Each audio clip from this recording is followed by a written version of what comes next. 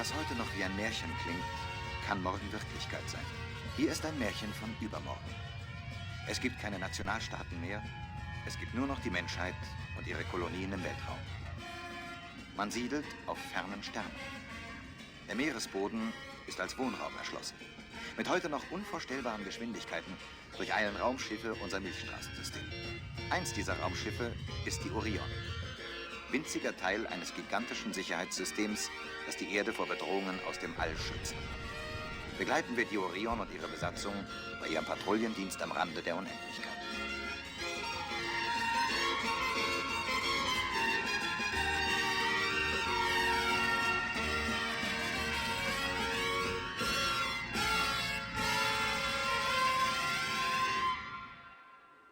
Die Roboter der Alpha-CO-Serie sind Arbeits- oder Kampfmaschinen, in deren Gehirn Anweisungen programmiert und die 3 Robotergesetze.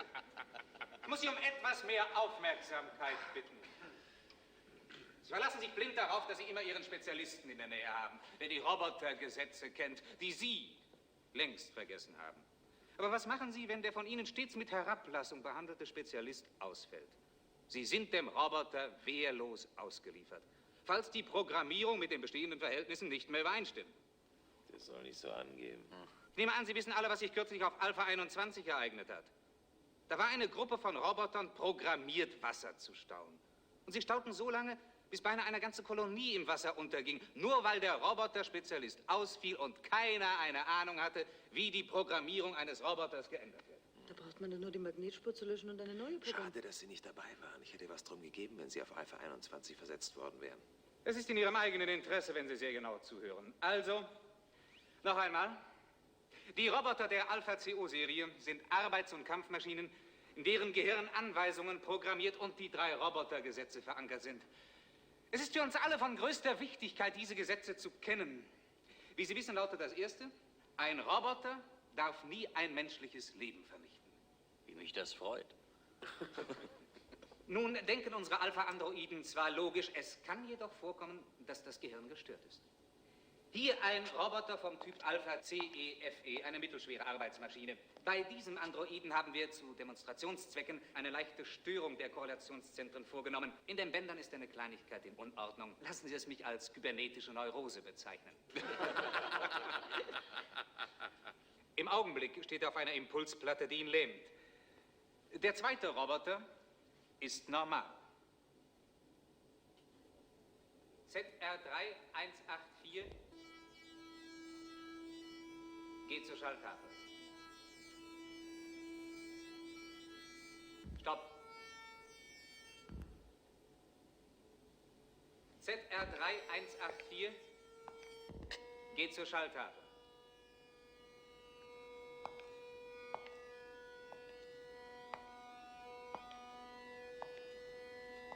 Schalte Impulsplatte aus für RX2714.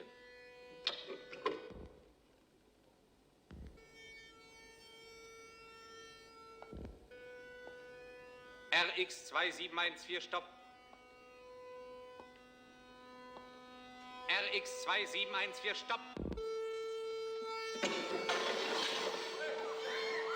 Zeigen Sie doch, was Sie können. Haben Sie Angst vor einem Roboter?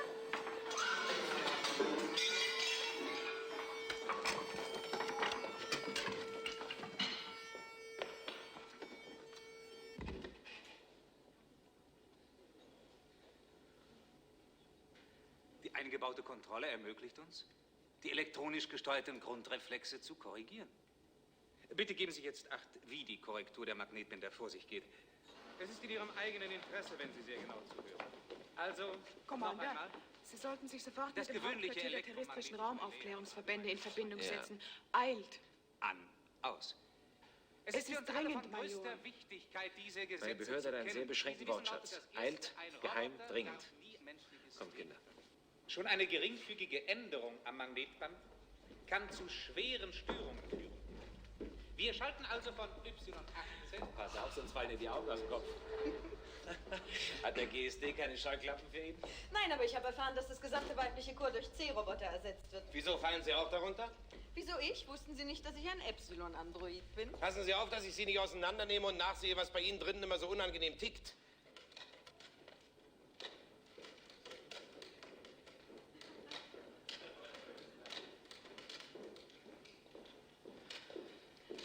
Commander? Commander McLean? Ich habe dringende Order vom General für Sie. Werde ich jetzt schon im Vorzimmer abgefertigt? Der General ist in einer Sitzung des interplanetaren Stabes. Aber wenn Sie mit Ordonnanzleutnant Springbrauner Vorlieb nehmen wollen? Um Gottes Willen, halten Sie mir diesen Lackaffen vom Leibe. Sie sind wenigstens hübsch. Oh, danke. Also verpassen Sie mir schon die Pille. Für Sie fliegen wir bis zu den Pferdekopfnebeln. Danke, vielen Dank. Aber bitte nur bis in Raumsektor 12M8. So, und was sollen wir dort? Ich denke, wir sind hier zu astronautischen Fortbildungskursen abkommandiert. Ausbau von Raumsonden. Die astrophysikalischen Ergebnisse der Sonden für den Wochenbericht müssen heruntergebracht werden. Oh Gott. Und vergessen Sie nicht, uns zu verständigen, wenn Sie in Raumsektor 12M8 angekommen sind. Ich werde Sie verständigen, Fähnrich, wenn ich zurück bin. Und zwar persönlich. Gerne, Commander. Ich wünsche Ihnen einen guten Flug. Vielen Dank. Das wünsche ich Ihnen auch. Na, Sie haben es gerade nötig. Glauben Sie, ich weiß nicht, wer diese idiotischen Kommandos für mich ausheckt? Raumsonden ausnehmen. Das ist ein Auftrag für Kadetten, für technische Hilfsschüler. Major, Sie sind strafversetzt zum Raumpatrouillendienst. Ja, das weiß Das sollte man im Hinblick auf seine Order keine besonderen Ansprüche stellen. Ich darf mich empfehlen, Commander.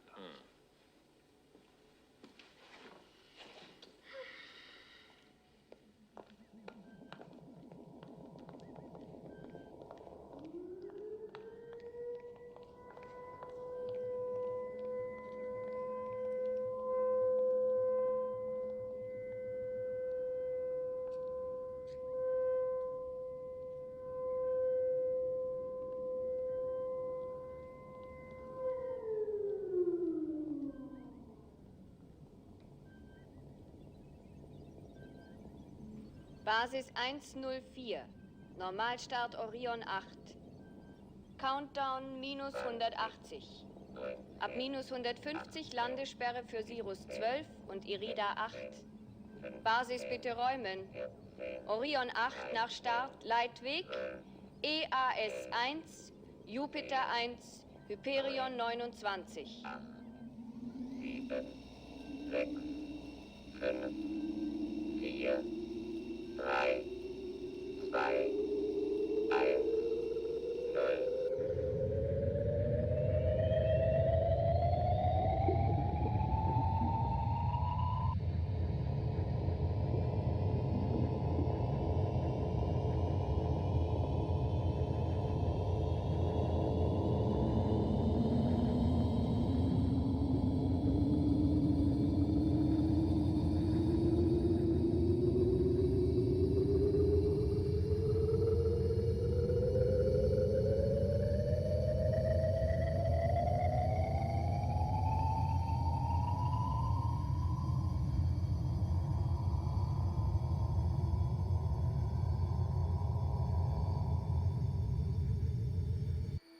Erdaußenstation 4 an Trabant 166. Lichtspruch. Schneller Raumkreuzer Orion durchläuft RS 47232.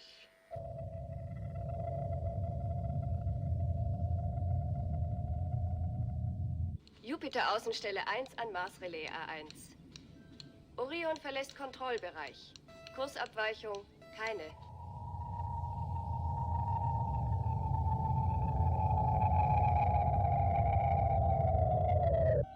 Kommandant der Maschine, Antrieb weg.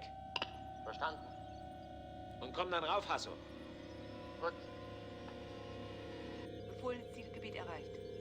Relative Geschwindigkeit 0.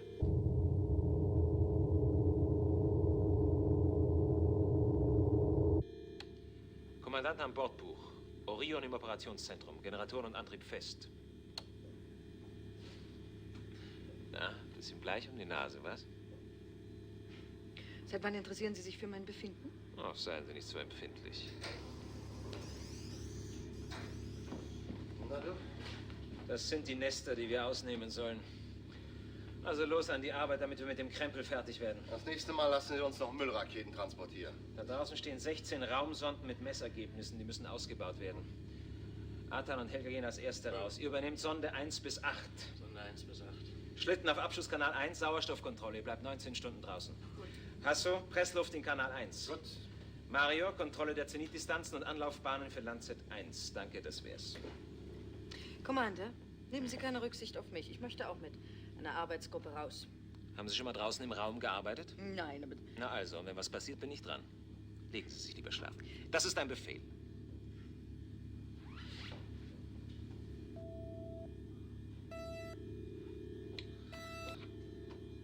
Du, Cliff, da draußen läuft etwas. 18M bei 106. Na, schalt die Suchelektronik ein. Oh.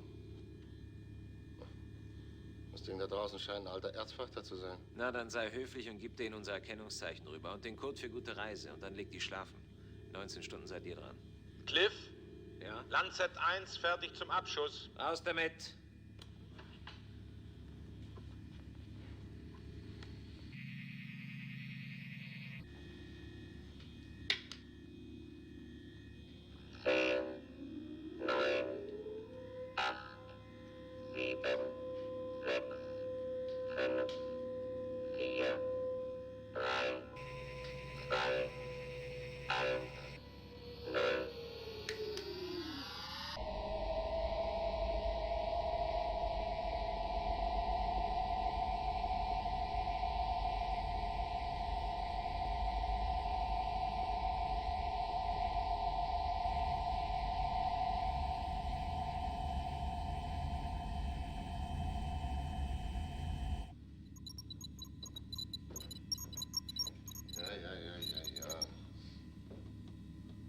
Cliff, das fremde Raumschiff meldet sich.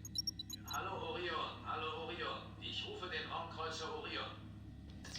Hier ist der Orion. Ich höre Sie. Hier spricht der Diensthabende vom Raumfrachter SIG 12. Mein Kommandant hätte gerne mal mit Ihnen geplaudert. Schalten Sie bitte Ihre Visioanlage ein. Orion, Commander McLean. Wer ist denn Ihr Chef?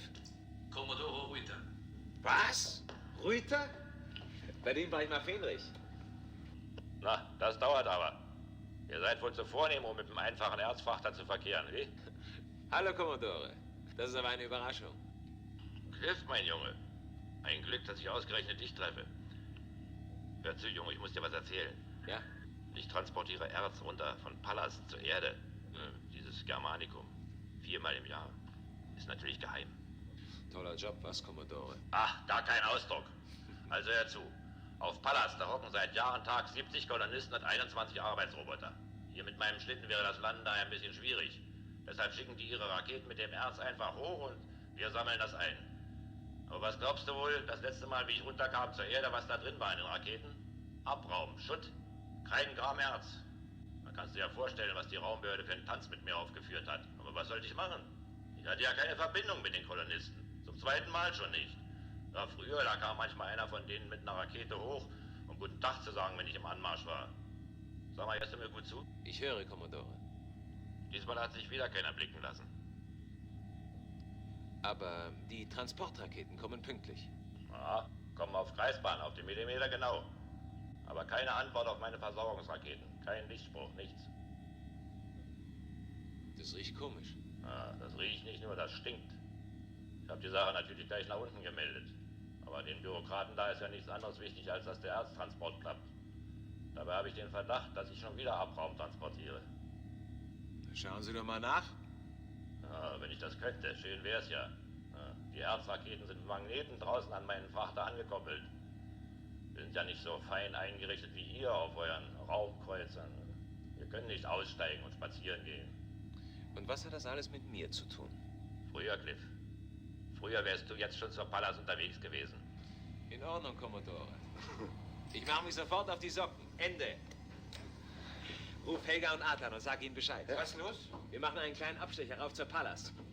Und verständige unsere Dame vom GSD. Mit dem größten Vergnügen.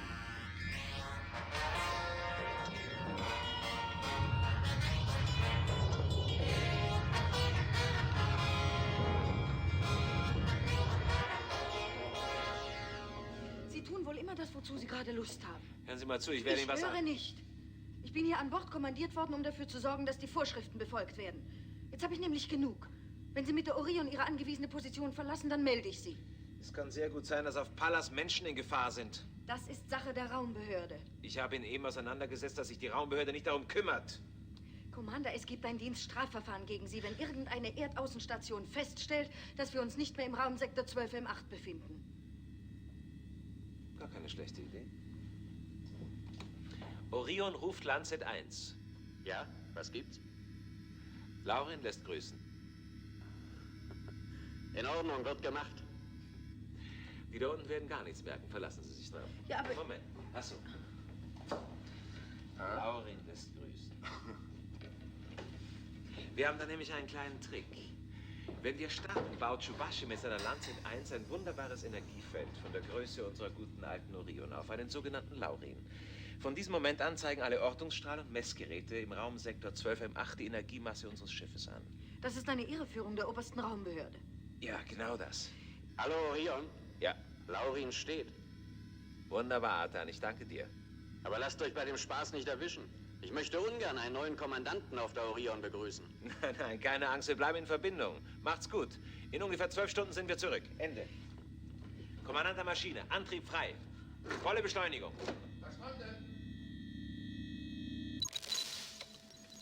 Versuchen Sie es. Die Orion muss erreicht werden. Ich tue ja alles.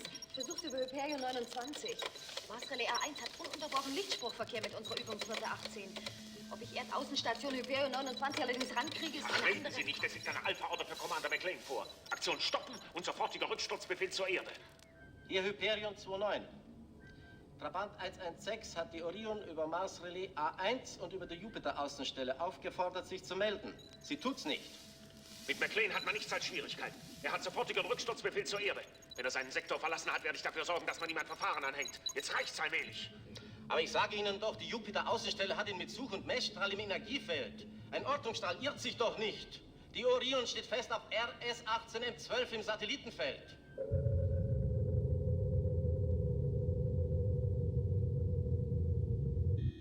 Komm, Mario, sag deinen Spruch auf. Wir nähern uns Pallas. Ja. Orion 8 ruft Pallas. Orion 8 ruft Pallas. Pallas, bitte melden.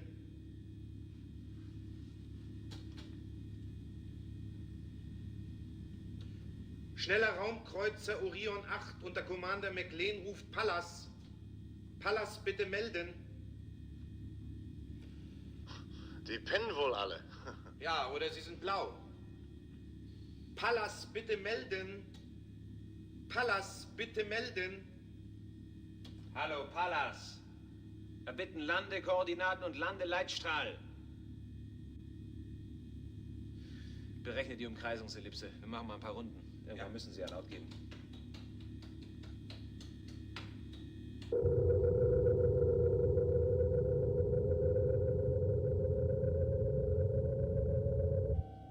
Orion 8 ruft Pallas. Orion 8 ruft Pallas. Pallas, warum melden Sie sich nicht? Gib's auf, Mario. Wir landen auf eigene Faust. Das wird mir jetzt langsam zu dumm. Ist eine Landung auf eigene Faust schwieriger als eine von Pallas gesteuerte? Schwieriger nicht, nur umständlicher. Maschine, Impuls fallend auf 6. Mario, Bahnhöhe und mittlere Umlaufgeschwindigkeit.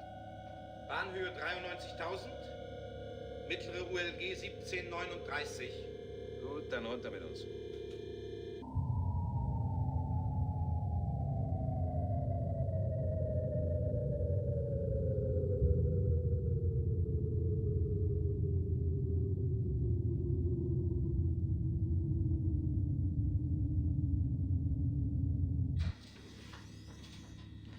Zu, Großer. Ah, ich höre immer gut zu, wenn du solche Sachen mit uns vorhast.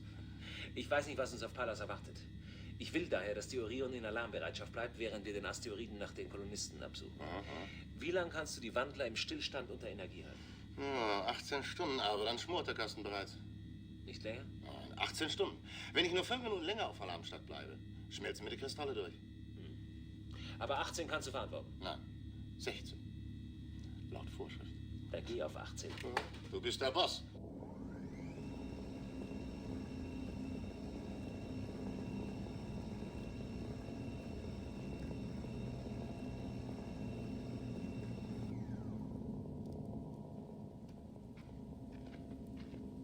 Es regnet. Ja, es regnet. Stell dich nicht so an. Gibt's denn auf Pallas keine Möglichkeit, das Wetter zu beeinflussen? Ganz bestimmt.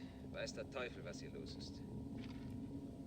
Ein großer Bahnhof und ein bemerkenswert herzlicher Empfang.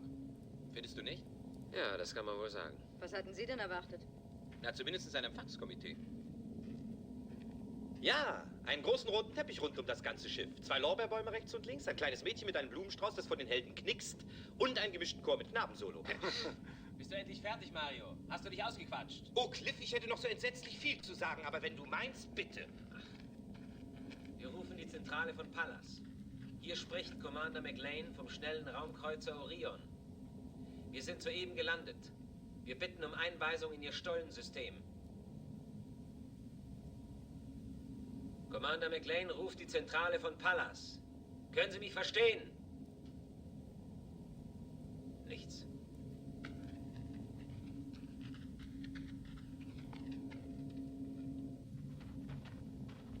Hallo, Zentrale Pallas. Hier spricht Commander McLean von der Orion. Wir sind soeben gelandet.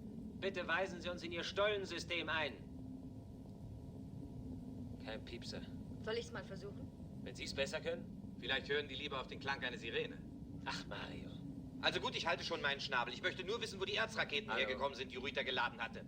Vielleicht ist die Leitstelle gestört. Hallo, Pallas. Die Positionselektronik funktioniert jedenfalls. Na, und irgendwer muss sie doch eingeschaltet haben. Also gehen wir nachschauen. Aber Cliff, wir wissen doch noch nicht einmal, wo sich der Einstieg befindet. Eben, wir müssen ihn suchen. Sag mal, du willst uns von hier doch den Steinbrocken spazieren führen bei dem Wetter. Doch, natürlich. Das ist endlich eine Situation, wo du deinen Witz nützlich beweisen könntest. Aber dir fällt natürlich nichts ein. Du hast nur Angst, dass deine Lockenpracht nass wird. Also los, kommt schon. Ihr sucht diese Seite ab. Radius 500 Meter. Tröste dich, du Athlet. Der Einstieg muss ganz in der Nähe sein. Sie kommen mit mir. Und wer bleibt hier? Niemand. Warum?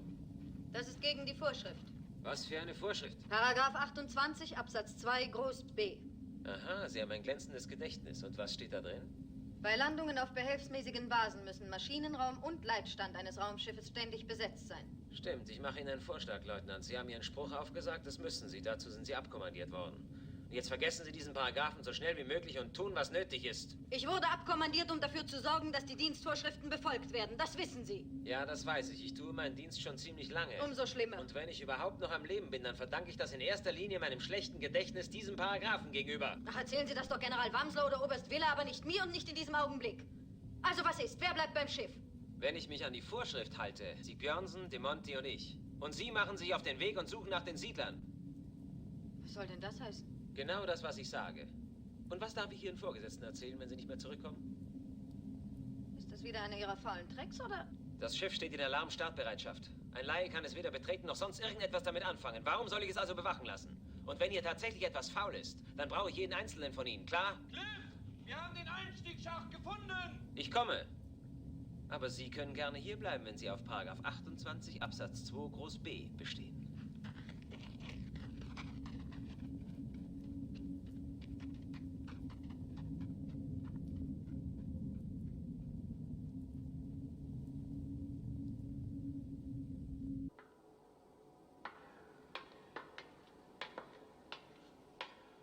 Mario, hast du.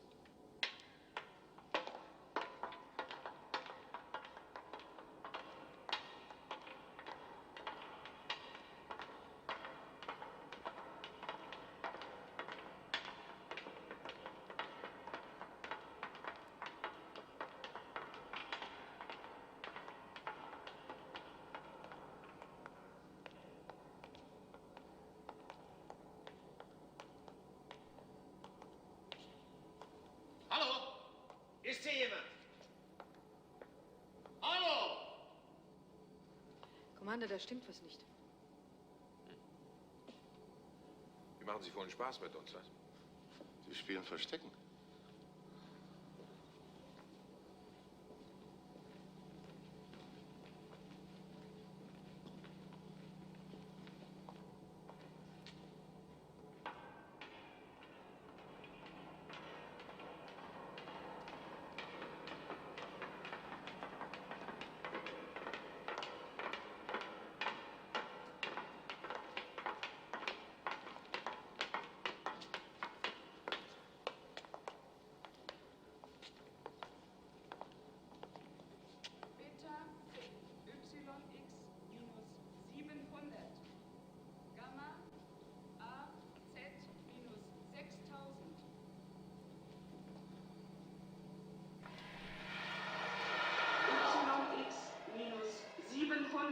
Gamma A 1000. Lichtsturm auf 97.000 steigen. Delta RP Tagesdiagnose. 489 labil. Immer das Gleiche.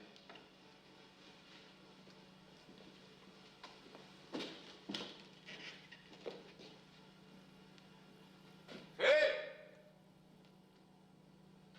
Wo steckt ihr denn, verflucht nochmal?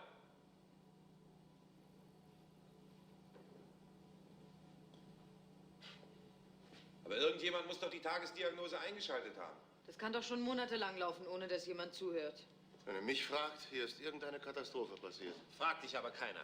Oder siehst du hier vielleicht Trümmer? Nein, nein. Na also, ist doch alles in Ordnung. Vielleicht machen die einen Betriebsausflug. Los weiter. Wir werden sie schon finden. Commander, ich glaube, es wäre an der Zeit, die oberste Raumbehörde zu verständigen. Warum denn? Haben Sie etwa Angst?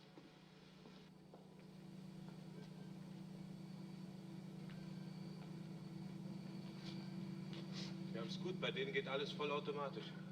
Alles in vollem Betrieb. Ja. Die Förderung läuft, die Sauerstoffversorgung ist normal.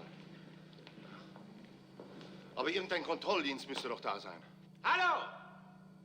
Ist denn hier niemand?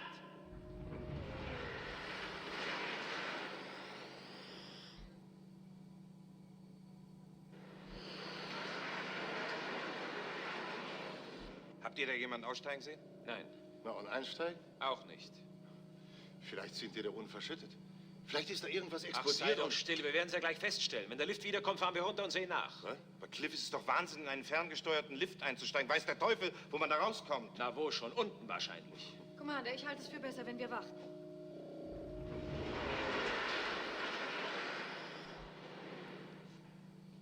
Los, einsteigen.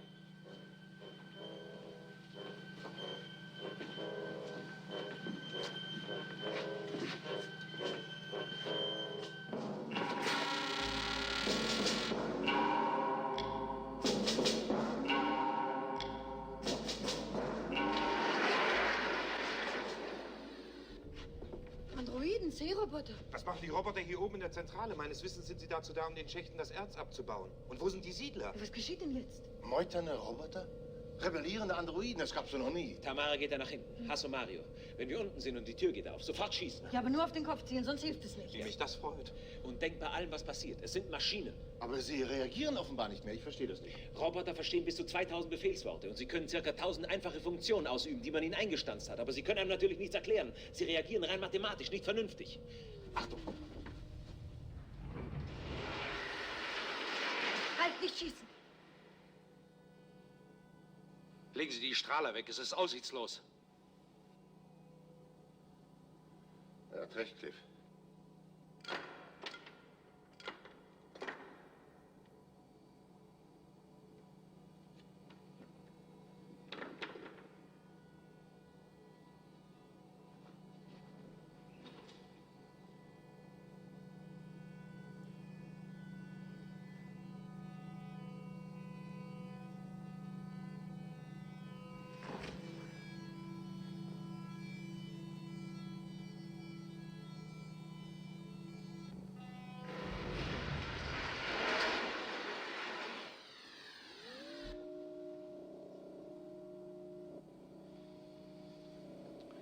Hören Sie zu, Mann.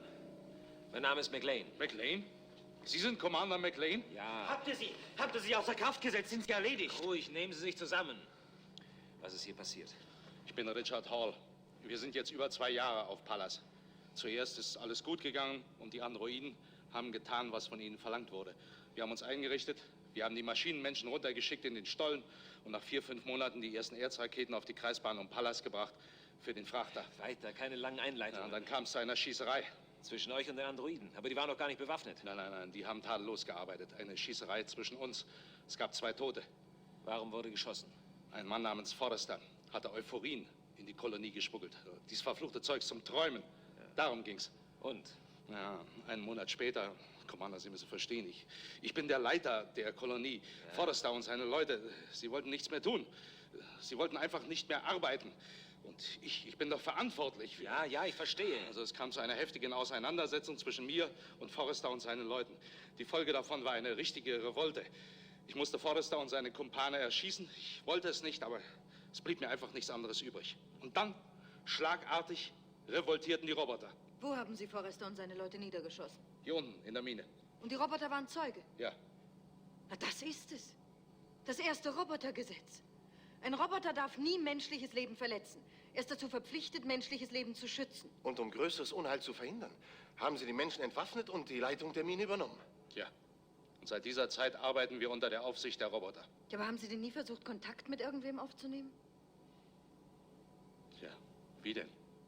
Wir haben Nachrichten unter das Erz geschmuggelt. Das Erz ist nie angekommen. Die haben nur Abraumgestein zur Erde geschafft. Ach, dann sind wir verloren. Dann kommen wir ja nicht mehr heraus, bis wir krepieren. Geht an eure Arbeit, Leute. Geht. Sonst kommen Sie gleich wieder herunter. Warum? Zwingen Sie euch zu arbeiten? Allerdings. Und das klappt offenbar ganz vorzüglich. Das klingt wie ein utopisches Märchen. Die Roboter hüten das Gesetz. So, und Sie haben keine Ahnung. Sie bringen zum zweiten Mal einen Erztransporter mit Abraumgestein zur Erde und haben keine Ahnung, was da los ist. Und das sollen wir Ihnen glauben.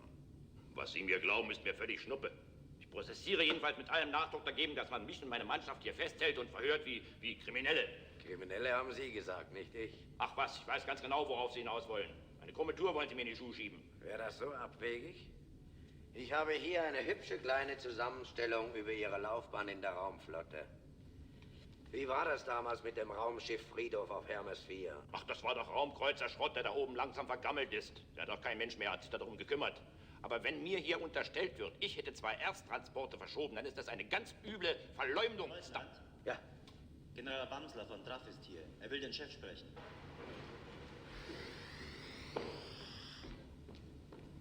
Sagen Sie mal, was sind das eigentlich für Sippen? Wie kommen Sie dazu, so mir nichts, dir nichts, eine meiner Besatzungen abzunehmen? Dieser Mann steht im Dieser Mann untersteht dem Außenkolonien-Kontaktdienst und damit meinem Dienstbereich. Wenn er etwas ausgefressen hat, dann wird das in meiner Dienststelle erledigt. Verstanden? Herr General, was verschafft uns die Ehre Ihres Besuches? Hoffentlich nichts Unerfreuliches. Ich muss dringend bitten, Übergriffe dieser Art zu unterlassen. Rüchter ist einer meiner zuverlässigsten Kommandanten. Ich wusste gar nicht, dass Sie persönlich sich um Bagatellfälle dieser Art kümmern. Soweit ich durch meine Leute unterrichtet bin, handelt es sich doch lediglich um 2 fehlende Erztransporte. Wozu also die Aufregung? Weil es hier ums Grundsätzliche geht. Sie wissen doch, General, dass es besser ist, wenn man Verfehlungen von Angehörigen der Raumflotte nicht durch eine Dienststelle der Raumflotte untersuchen lässt. Was heißt hier Verfehlungen? Ich habe mir nichts zu Schulden kommen lassen. So. Dann wollen Sie also behaupten, dass die Kolonisten auf Pallas entweder das Erz absichtlich zurückhalten oder aber plötzlich Erz nicht mehr von Abraumgestein unterscheiden können? Ich will gar nichts behaupten. Ich weiß nur, dass auf Pallas etwas nicht stimmt. Es lässt sich auch keiner von den Kolonisten mehr sehen. Man hat das Gefühl, die gibt's gar nicht mehr. Aber wieso kommen dann die Raketen pünktlich auf Greifsbahn zu Ihrem Frachter? Ach, was weiß ich. Auf Pallas sind doch Roboter eingesetzt. Die bauen doch das Erz ab. Die Kolonisten kommen ja mit dem Zeug gar nicht unmittelbar in Berührung. Na klar. Die Roboter haben durchgedreht, so wird's sein. Die Dinger haben versagt. Ein Mensch kann versagen, ein Roboter niemals. Ach, Sie sagen das so, als sei das bei einem Roboter Charaktersache. Nein, im Gegenteil. Beim Menschen. Die Handlungen eines Menschen hängen von seinem Charakter ab. Die Handlungen eines Roboters nur von seinem Gehirn. Und das haben wir ja Gott sei Dank unter Kontrolle. Jetzt tun Sie nur nicht so, als ob ein Elektronengehirn nicht auch gelegentlich versagen könnte. Ja, natürlich ist das möglich, aber wenn ich zwischen 2 Möglichkeiten die Wahl habe, dem Versagen eines Elektronengehirns oder dem Versagen eines menschlichen Charakters, dann möchte ich doch der zweiten Möglichkeit im Vorzug geben. Ich wünsche von Herzen, dass Ihr Glaube an die Unfehlbarkeit der Maschinen einmal gründlich enttäuscht wird. Wünschen Sie sich das lieber nicht, General. Unsere Weltraumherrschaft, unsere ganze Sicherheit überhaupt, hängt ja größtenteils von Robotern ab. Das weiß ich. Ich bin schließlich auch nicht von gestern. Nun möchte ich nicht behaupten, dass ich mich sonderlich wohl dabei fühle. Und was diese Geschichte mit dem Abraumgestein angeht, so werde ich mir da sehr schnell Klarheit verschaffen. McLean schwirrt sowieso in dieser Gegend herum. Der soll sich mal auf Pallas umsehen. Soviel ich weiß, wird McLean seit geraumer Zeit von Ihrer Dienststelle wie eine Stecknadel gesucht. So? Ja. Sie haben zwar sein Energiefeld in Ortung, aber er meldet sich nicht. Der alte Trick, wenn Sie mich fragen. Laurin lässt grüßen. Na, der kann man's erleben, wenn er zurückkommt. General. Ja?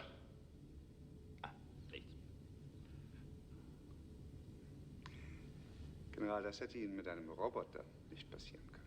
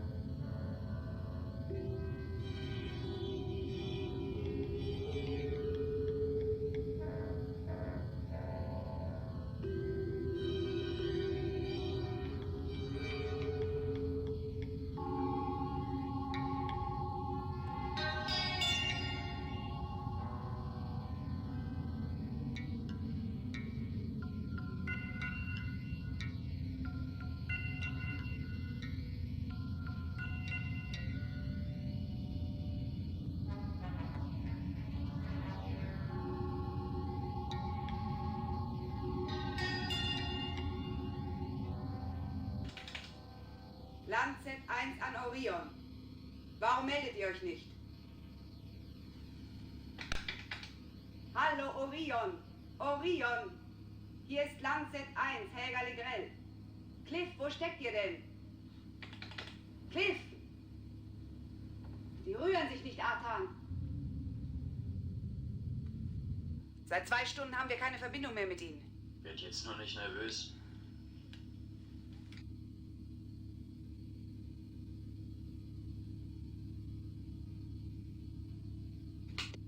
Und wenn Sie in Schwierigkeiten sind? Hör auf zu fantasieren. Aber wenn jemand auf dem Schiff wäre, würden Sie sich doch melden. Dann ist eben niemand auf dem Schiff. Die lassen die Orion doch nicht 2 Stunden leer stehen. Ohne Wache auf Pallas. Warum nicht? Die sind gelandet und machen sich einen schönen Tag. Gehen spazieren, halten ein Picknick, was weiß der nicht? Artan, und wenn Sie mit Gewalt? Mädchen, so wie du dich gerade aufführst, fängt bei den meisten Leuten der Raumkoller an. Ich habe Angst, Artan.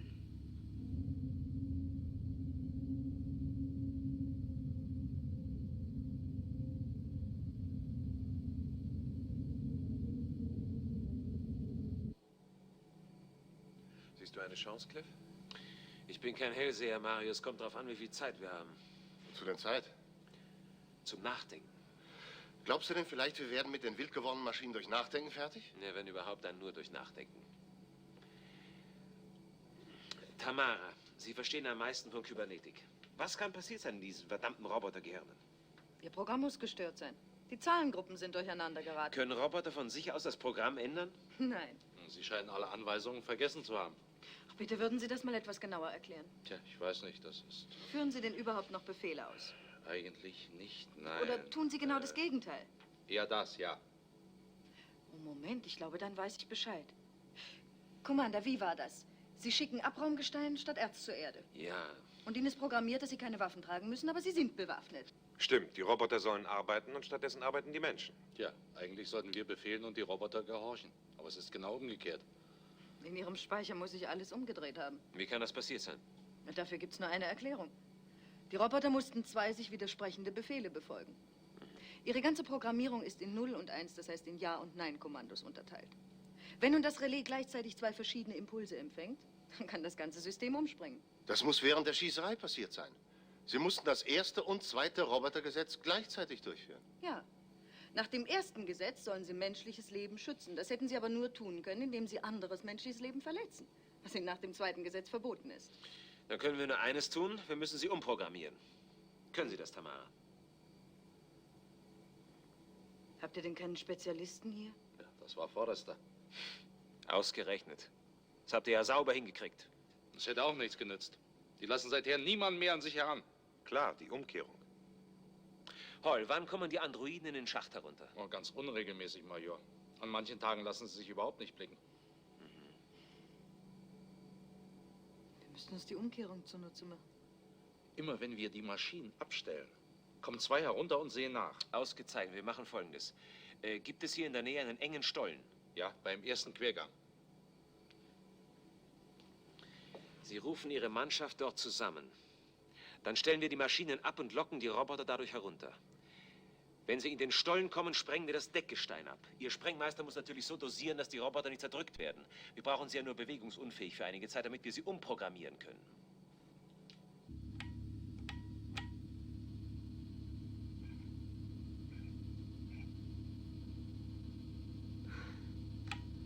Nur lass das, du merkst doch, dass sich niemand meldet. Und wie soll es weitergehen? Seit Stunden geben wir mehr Energie für diesen dämlichen Laurin ab, als unsere Photonenzellen aufnehmen können. Reg dich nicht auf, wir haben genug Reserven.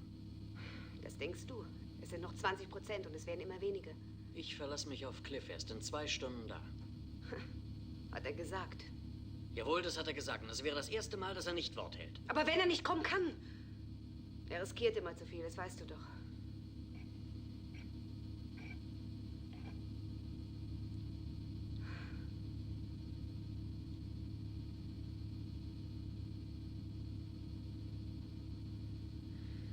Vielleicht sind sie in eine Falle gelaufen, ahnungslos. Auf Pallas lebende Kolonisten und Roboter. Vielleicht braucht er uns.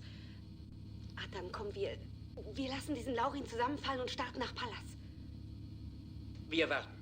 Wie lange denn noch? Wenn du dich nicht entschließt, haben wir bald überhaupt keine Energie mehr.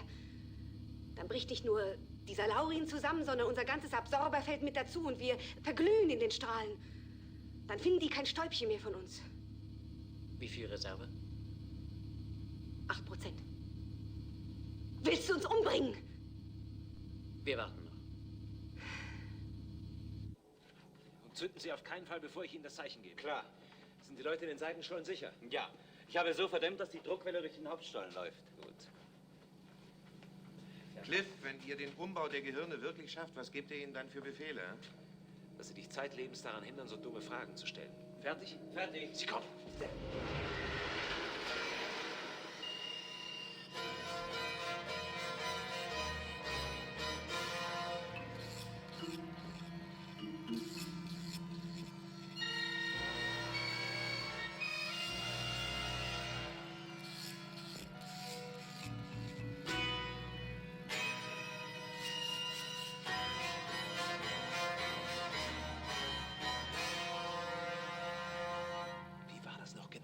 Als Rott diesem tobsüchtigen Roboter im Kybernetischen Institut das Gehirn öffnete. Er sagte so ungefähr, schon eine geringfügige Umstellung des Analogbandes genügt zur Korrektur. Ja, aber wo hat er die Umstellung vorgenommen, verdammt? Es war eine Y-Einstellung. Ja, aber welche? Wenn wir etwas falsch machen, haben wir einen tobsüchtigen Androiden. Können Sie sich an diesen wild gewordenen Automaten nicht mehr erinnern? Doch. War es nicht Y18? Ja, wenn es Y18 war, worauf hat er umgeschaltet? Auf 17 oder 19? An dieser Stelle sind wir doch ausgegangen. Gesetzt den Fall, es war Y18, dann müsste Y17 die Normaleinstellung sein. Oder Y19 und bei 17 kriegt er einen Tobsuchtsanfall.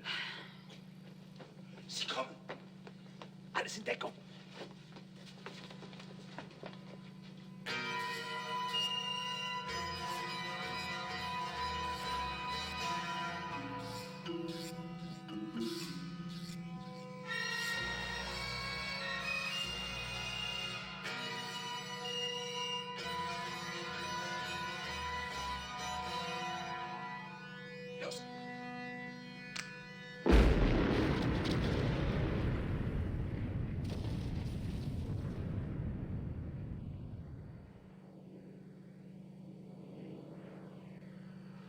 Los!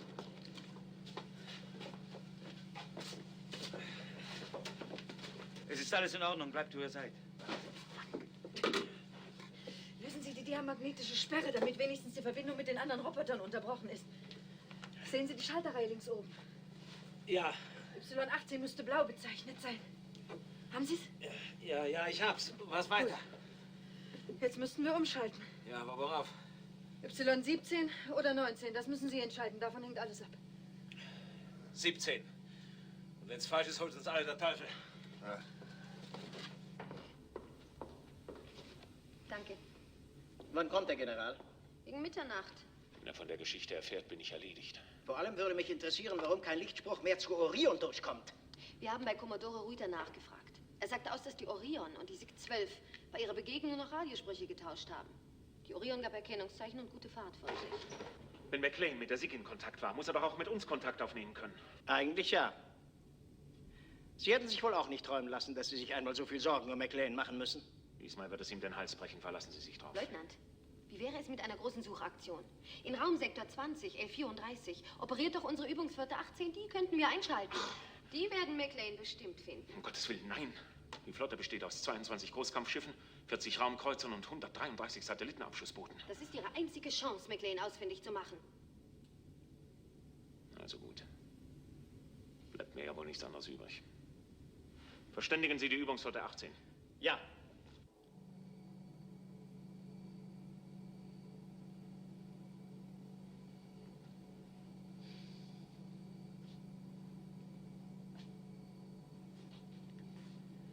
Sie werden gleich zurück sein. Meinst du, dass wir es schaffen? Ich habe keine Ahnung. Weiß der Teufel, wie sie regieren. Sie kommen. Sie haben Ihre Leute fest in der Hand, Hall? Ja, Major.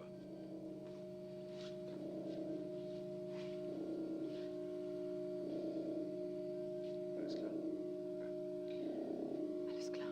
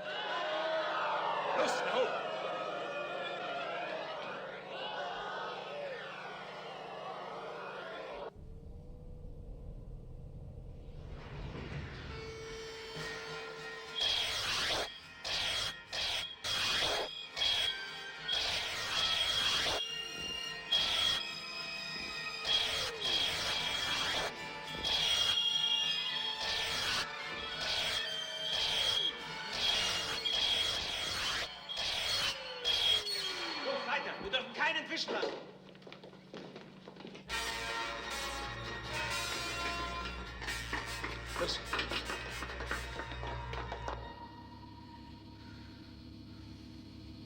Wie viel Reserve? 7%. Müssen wir die Energieabgabe für Laurin drosseln? Das rettet uns nicht mehr. Es ist zu spät. Mach schon, schalte zurück, sonst bricht unser Absorberfeld völlig zusammen.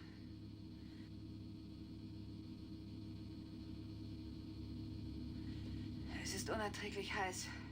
Ja, sei still jetzt. Wie lange schützt uns das Absorberfeld noch? So lange, bis Cliff uns hier abholt.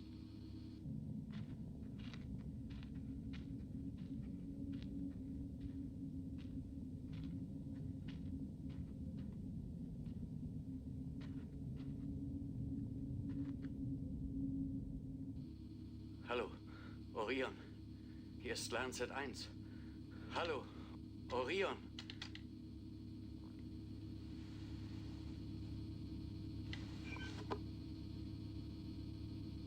Atan Shubashi an Bordbuch. Die gesamte Energiereserve von Lancet 1 ist erschöpft. Das Absorberfeld wird von der kosmischen Strahlung rapide abgebaut. Leutnant Legrell bewusstlos. Keine Funkverbindung mit dem Raumschiff Orion. Commander McLean meldet sich nicht.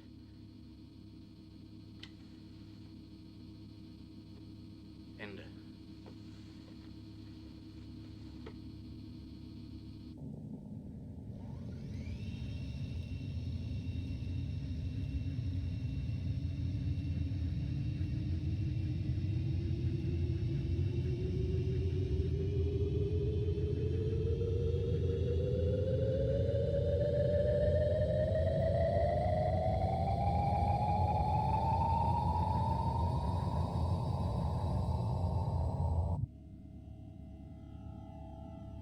Die werden Augen machen, wenn wir ihnen das Märchen auftischen, das wir gerade erlebt haben. Wetten, Sie glauben uns gar nicht? Ach, dann bestimmt nicht.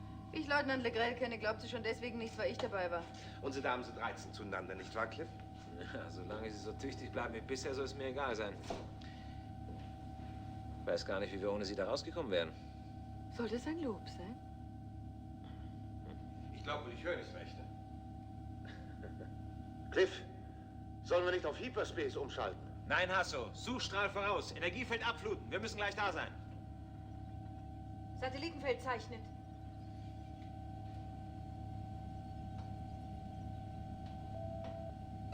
Shubashi meldet sich. Ja. Ortung ein. Anpassung ein. Maschine, Beschleunigung weg. Fallend bei 12. In Ordnung, Major. Auffangschleusen auf. Auffangschleusen auf. Kommandant der Maschine. Fertig zum Übergang. Cliff, ich höre dich. Ich sehe dich. Cliff, kommt ihr wirklich? Warum? Was dachtest du denn? Ist irgendwas nicht in Ordnung?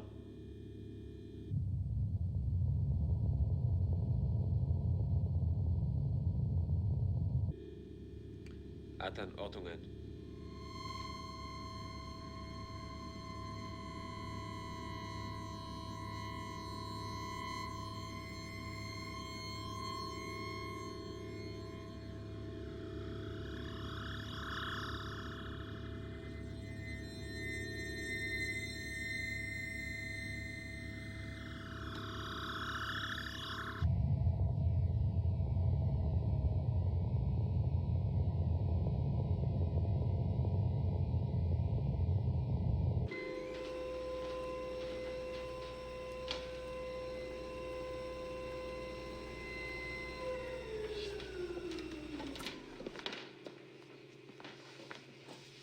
Was ist denn los mit dir, Atan? Ist was passiert?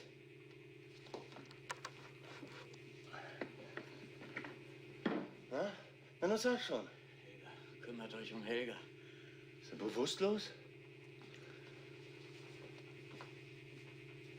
Sipjansan, Kommandant. Lancet an Bord. Helga hat das Bewusstsein verloren. Cliff, schick Major runter. Wir müssen sie in die Kanzel tragen. Und Atan? Na, nun mach schon. In Ordnung, wir kommen.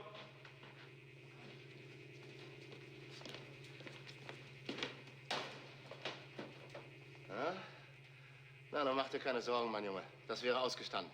Idioten seid ihr, Idioten. Na, du hast ja recht. Aber denke nur nicht, dass wir uns einen schönen Tag gemacht haben auf eure Kosten. Idioten, seid ihr von allen guten Geistern verlassen. Na, ist in Ordnung, Athan. Wenn sie sich beruhigt, bin ich ganz deiner Meinung. Was ist los? Ja, er hält uns für Idioten. Da kann ich ihm nur recht geben. Mehr hast du nicht herausbekommen? Oh, mehr hat er nicht gesagt. Holt Helga aus dem Lancet und bringt sie in die Kommandokanzel. Tamara soll sich um sie kümmern. Dann kommt ihr beiden zurück. Ja, ist gut. Los.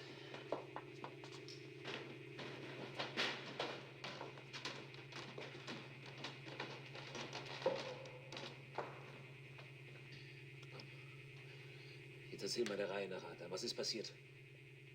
Idioten seid ihr. Hat die Sauerstoffversorgung nicht funktioniert?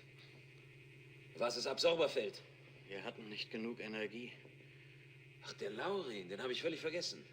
Und uns dazu. Ihr hättet keine Sekunde später kommen dürfen. Und du hast den Laurin nicht abgebaut?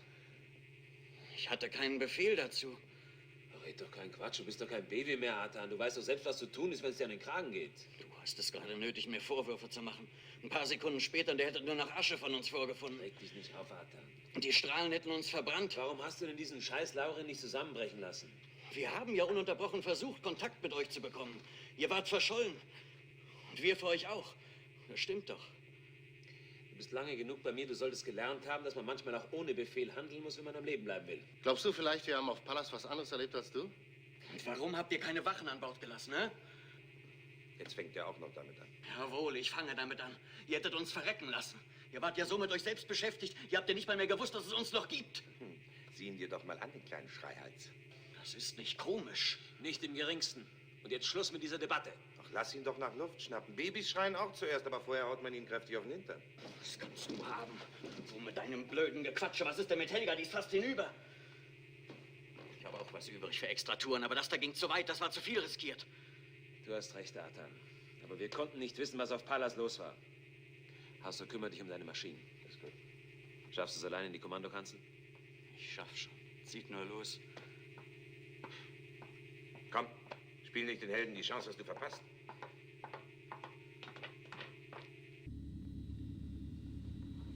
Na geht's wieder? Einigermaßen. Danke. Was schlimm? Ich habe gar nichts mehr gespürt.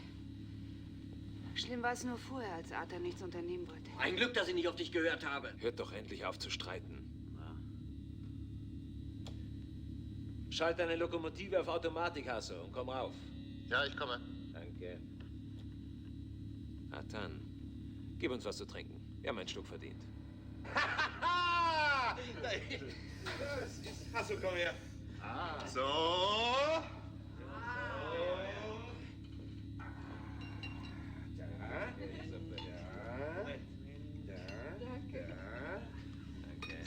Worauf trinken wir?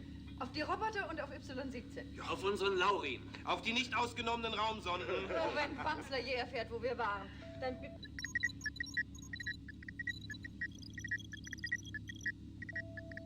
Unser Typ wird verlangt. Das sind mindestens 8 bis 9 Stationen auf unserer Frequenz. Ich rufe die Orion, Commander McLean. Ich rufe die Orion, Commander McLean. Ja, bitte. Hier Orion, Commander McLean. Commander, seit über 20 Stunden versuchen wir Sie zu erreichen. Ich kann gar nicht glauben, dass es Sie wirklich noch gibt. Das kann ich nicht verstehen. Wir versuchen seit 20 Stunden, Sie zu erreichen. Tja, unsere Instrumente zeigen keine Störung an. Ich bin nicht da. Der Verteidigungsstab und die oberste Raumbehörde waren in heller Sorge um Sie. Sorge? Sagten Sie Sorge? Ich sagte Sorge, Commander. Die gesamte Übungsflotte ist zu RS-18 M12 unterwegs, um Sie zu suchen. Oh nein. Und warum die ganze Aufregung? Ich wage es kaum zu sagen, Major. Das Stabsquartier Traff hat eine falsche Order für Sie rausgegeben. Nicht die Orion, die Arion. Das Kadettenschulschiff sollte den Auftrag in Acht sehen.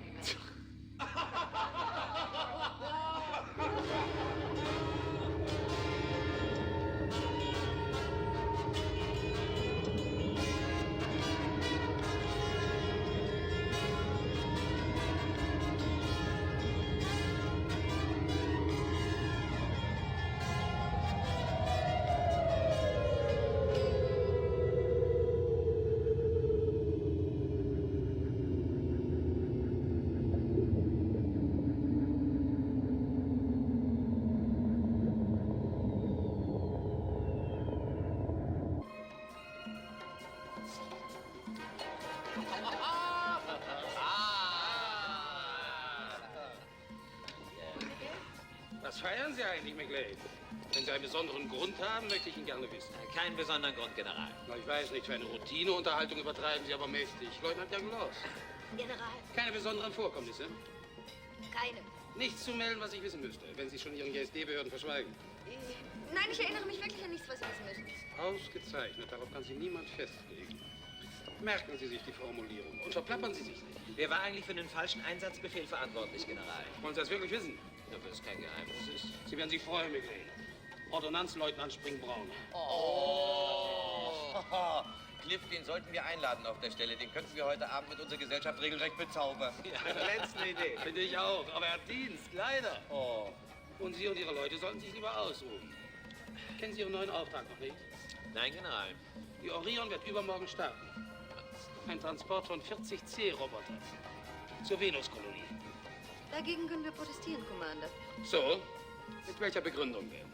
Raumpatrouillenkreuzer sind für Transporte nicht zuständig. Über meine vorgesetzte Dienststelle kann ich eine einstweilige Verfügung beantragen. Können natürlich, Leutnant. Aber an Ihrer Stelle würde ich es nicht tun. Aber so glänzende Beziehung muss man doch ausnutzen.